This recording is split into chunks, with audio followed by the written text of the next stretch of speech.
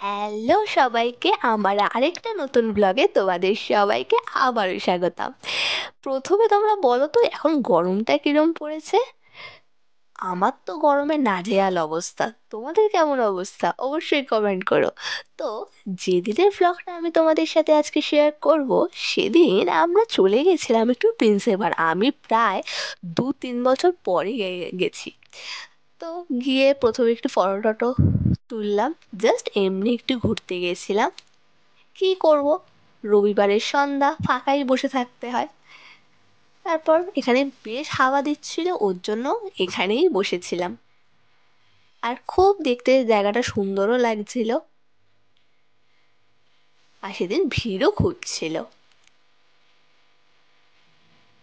তারপর আমরা চলে যাচ্ছিলাম একটু ইডেন গার্ডেনের দিকে, কারণ 6টা বেজে গেছিল। আর 6টার সময় তো তোমরা জানোই ওখানে সন্ধ্যা আরতি হয়, সেটা দেখতেই গেছিলাম। খুব সুন্দর লাগলো এটা দেখে।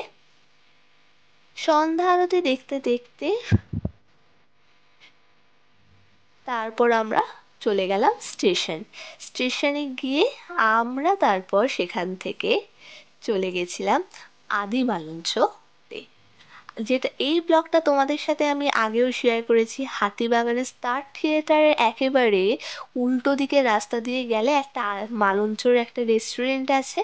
তো সেখানে গেছিলাম, সেখানে গিয়ে আমাদের সেই প্রিয় ফিশ কবিরাজিটা অর্ডার দিয়ে দিলাম, যেটার দাম নিয়েছিলাম 95। তাহলে চলো, ফিশ কবিরাজি তো তোমরা জানোই, এখানে কবিরাজি খুবই ভালো হয়, ফ্রাই আইটেমগুলো।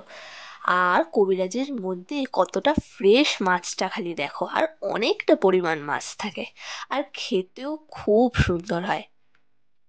অবশ্যই তোমরা যেও, খুব খুব খুবই ভালো লাগবে। আর এর আরেকটা ভিডিও শেয়ার করা আছে আমার প্রোফাইলে, তোমরা চাইলে দেখতেই পারো।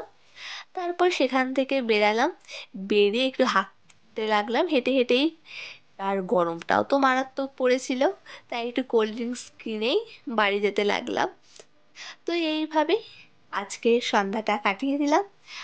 আমার আরেকটা নতুন ব্লগ দেখতে হলে আমাকে like, comment, share and subscribe করতে ভুলো না কিন্তু। টাটা।